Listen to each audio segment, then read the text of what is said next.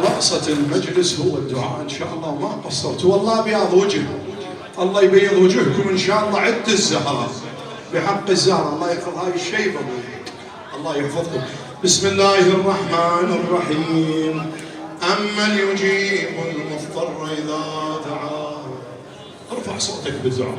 أمن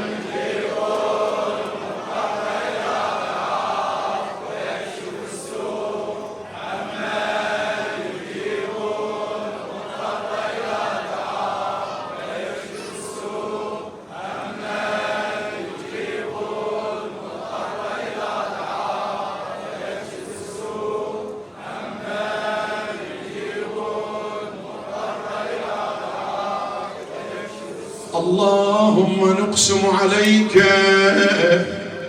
بحق المضطر بين الحائط والباب فاطمة، ونقسم عليك بحق المضطر وهو تحت الخيول أبا عبد الله، ونقسم عليك بحق المضطر وهو في قعر السجون إمامكم موسى بن جعفر، ونقسم عليك بحق المضطر إمامنا صاحب الدموع الحمراء صاحب الزمان.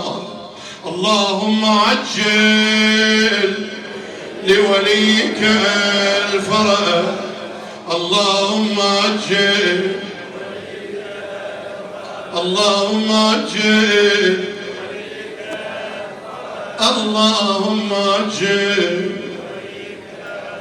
اللهم عجل لوليك الفرج. لا تدع لنا ذنبا إلا غفرته، ولا مريضا أو عنده مريض في داره. أحد الإخوان وصاني بنت شوية مريضة، ادعوا لها بالشفاء إن شاء الله. اللهم شافي وعافي جميع المرضى بزين العابدين يا الله.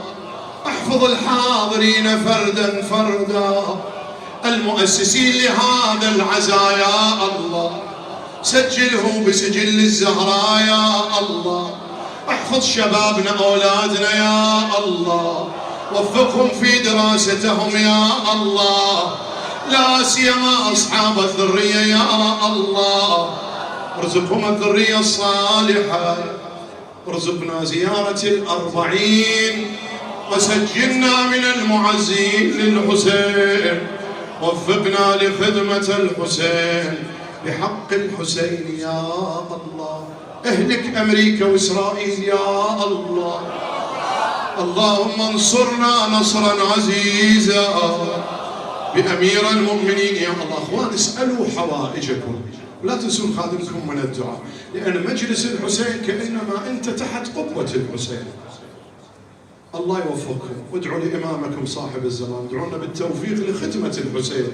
الله لا يحرمنا من هاي النعمة وهاي الخدمة بجاه الزهرة إن شاء الله، بعين الله إن شاء الله، إلى شرف النبي والأئمة الأطهار ومن مات على ولاية أمير المؤمنين، لا سيما التصديق بقضية الزهراء، أموات الحاضرين فردا فردا، شهداءنا، علماءنا، خدمة الإمام الحسين جميعا الذين لم يذكرهم ذاكر، مقبرة وادي السلام، المؤسسين لهذا المجلس، لا سيما إلى والدي، بلغ اللهم ثواب الفاتحة مع الصلاة على محمد وآل محمد.